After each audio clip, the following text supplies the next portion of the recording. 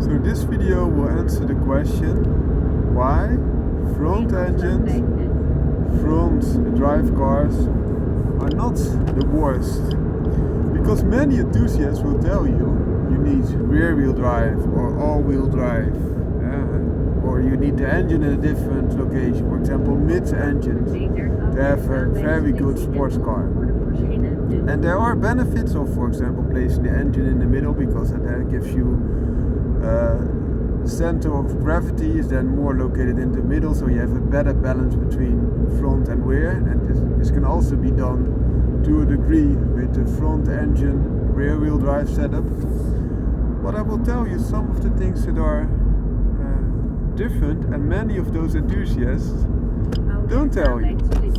And that is, if you have, for example, front engine car with rear wheel drive, you have quite a long way from the engine at the front to driving the wheels at the back, and that long way will result in parasitic loss. So you will lose power from the engine before it gets to the wheels. Whereas a front wheel drive type of layout is the engine is at the front and also the drive is at the front. So that means that there's little distance to be covered and also less parasitic loss. And less parasitic loss means that you have more power to the wheels, and also you have the benefit with more power to the wheels that you have better fuel economy. Also because you don't need that shaft from the front axle to the back axle, you will get more room into the car. That's also the reason why they developed the initial Mini, to create more room in a smaller package. Another benefit of this engine at the front is that you have traction, especially when the conditions are quite slippery. So the drawback would be that you have understeer.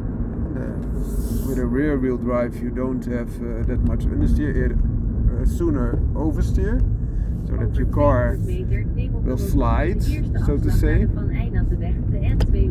But that's a drawback in slippery conditions, because then you need some more weight on the front axle to steer, and that is easier done when all the components are at the front and you also push there. Over 500 meter, je bestemming bevindt zich aan de linkerkant.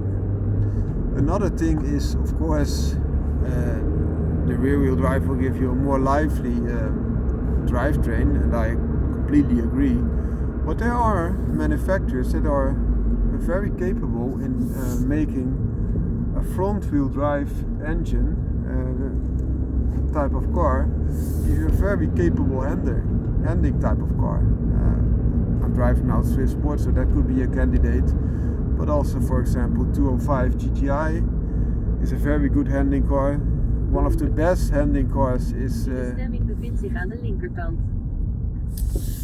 known as the Integra Type R, but also the Civic Type R's have a front wheel drive layout and are very capable handling type of cars.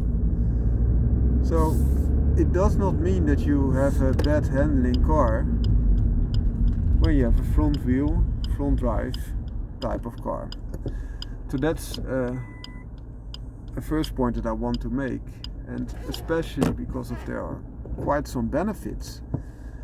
I don't think it's fair to just phase out front wheel, front drive cars because of the reasons, and then to the mid-engine type car layout.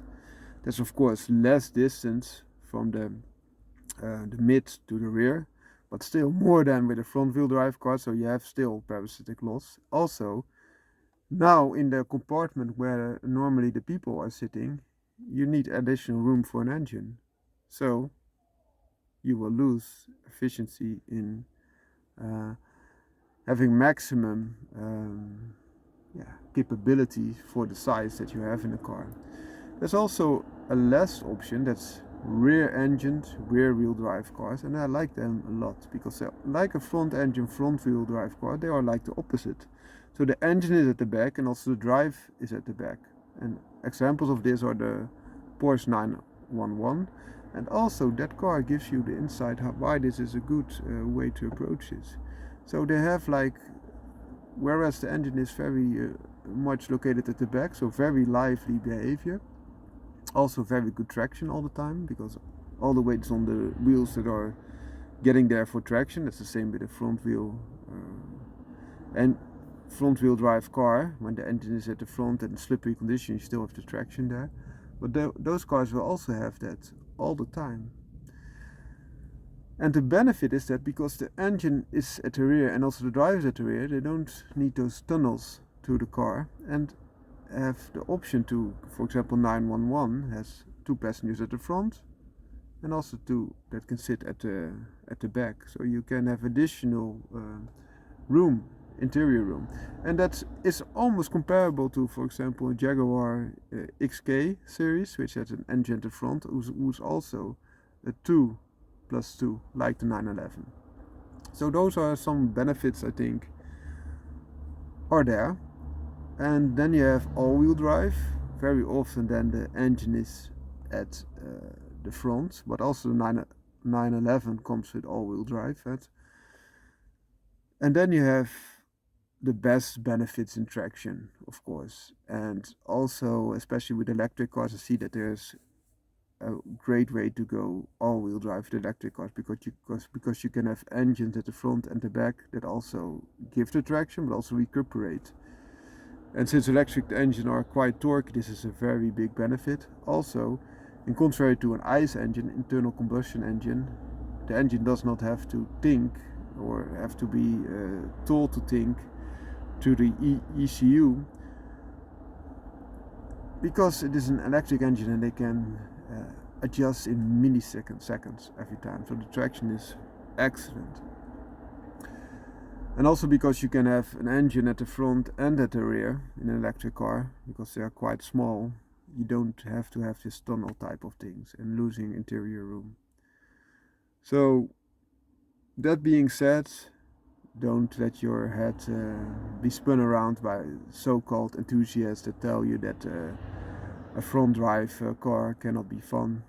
Very often with the same interior space, I think this interior space, if you compare this with a rear-wheel drive car, you will almost be or be in the size range of a BMW 3 Series. My wife has one and I think it's a similar interior room than this very compact mini type of car.